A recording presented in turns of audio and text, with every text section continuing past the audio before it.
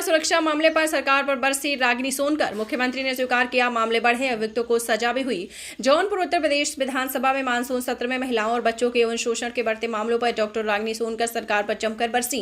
उन्होंने मुख्यमंत्री से जवाब मांगा। उन्होंने कहा कि राष्ट्रीय अपराध रिकॉर्ड ब्यूरो यानी NCRB के आंकड़े बता रहे हैं कि इन मामलों में लगातार वृद्धि हो रही है। सरकार ने जवाब में स्वीकार किया है कि आंकड़े बढ़ रहे हैं। विधायक श्रीमती सोनकर ने कहा कि हैरत की बात यह है कि पीड़ितों के मुंह बंद कर दिए जा रहे हैं। क्या यही लोकतंत्र है कि हम अपनी सरकार स्थिति भी स्पष्ट नहीं कर पाए?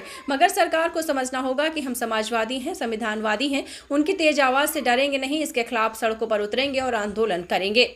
सरकार की जिम्मेदारी है कि नागरिकों की सुरक्षा सुनिश्चित की जाए। डॉक्टर रागिनी ने सरकार से पीड़ितों के लापता और गुमशुदगी की भी जानकारी सरकार से मांगी। उन्होंने मुख्यमंत्री से मांग की है कि वे इस मुद्दे पर स्पष्ट नीति और ठोस कार्रवाई की घोषणा करें ताकि महिलाएं और बच्चे सुरक्षित महसूस कर सकें। डॉक्टर रागिनी ने जोर देकर कहा कि यौन शोषण के मामलों में पीड़ितों को त्वरित न्याय मिलना चाहिए और सरकार को सख्त कानून लागू करने के साथ साथ जन जागरूकता अभियान भी चलाना चाहिए। इसके लिए प्रदेश के 1585 थानों को निर्देश दिया गया कि 20,000 महिला कांस्टेबल की भर्ती की गई। जौनपुर से ब्यूरो रिपोर्ट। डॉक्टर रागिनी। महोदय, मैं आपका आभार व्यक्त करना चाहूँगी कि आपने प्रश्न पूछने का अवसर दिया। मेरा प्रश्न मुख्यमंत्री जी से था कि उत्तर प्रदेश में आए दिन महिलाओं और बच्चों का यौन शोषण बढ़ता जा रहा है, उसके दर को रोकने के लिए और उनकी मदद करने के लिए सरकार ने क्या कोई योजना बनाई है? मुख्यमंत्री जी, मैं आभार व्यक्त करना चाहूंगी कि आपने जवाब में लिखा कि हाँ, दर बढ़ता जा रहा है। आप खुद इस बात को मानते हैं कि उत्तर प्रदेश में महिलाओं का उत्पीड़न हो या बच्चों का उत्पीड़न हो, उसमें आज उत्तर प्रदेश टॉप के नंबर पे है, पूरे इंडिया में सबसे पहले नंबर पे। मैं और हमारे सारे सभी सदस्य जब सदन में विभिन्न विभागों के सवाल उठाते हैं, मुद्दों को उठाते हैं, तो बार बार यही कहा जाता है कि अरे आपने क्या किया, आपने क्या किया, आपने क्या किया।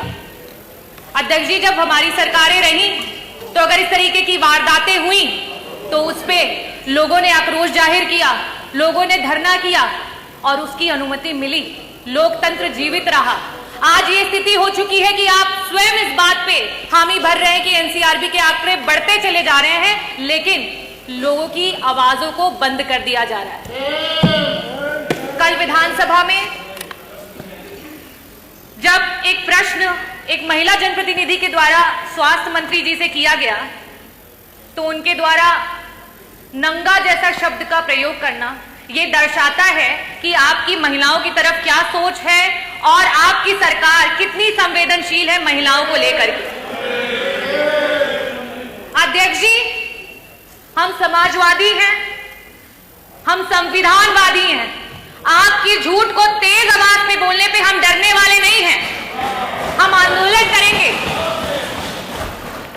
मेरा प्रश्न मुख्यमंत्री जी से सीधा है कि 2017 से लेकर के 2023 तक कुल ऐसे कितने यौन शोषण के महिलाओं के लिए और साथ ही साथ prevention of child from sexual offence के तहत कुल कितने केसेस दर्ज किए गए और उन लोगों को सरकार के द्वारा किस प्रकार की योजनाओं के तहत मदद की गई?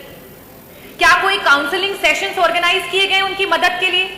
क्या उन्हें बेहतर शिक्षा और चिकित्सा प्रोवाइड की गई? क्या उसकी सरकार ने जिम्मेदारी ली? क्या कोई स्किल डेवलपमेंट प्रोग्राम्स या फिर एडवांस हायर स्टडीज के माध्यम से उन्हें मदद की गई कि वो अपना भूतकाल जो इतना सदमे वाला है उसे भूल करके एक बेहतर भविष्य की तरफ सोच सके? मेरा दूसरा प्रश्न आपसे ये है कि अभी हाल फिलहाल में बलिया की न्यूज सभी सदस्यगण यहां हैं, वो जानते हैं कि आज बॉर्डर्स कहीं से भी सुरक्षित नहीं है और साथ ही साथ आपको शायद अपने अधिकारियों पे भरोसा भी नहीं है कि SP बलिया होने के बावजूद भी बाहर से एक टीम भेजी गई और वहां पे जांच कराई गई। इन बातों के मद्देनजर मैं ये पूछना चाहती हूं कि ये अपने आप में दर्शाता है कि ह्यूमन ट्रैफिकिंग आए दिन बढ़ती चली जा रही है।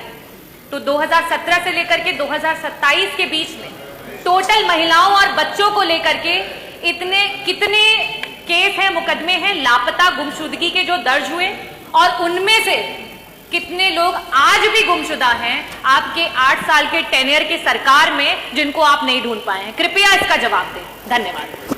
माननीय मंत्री।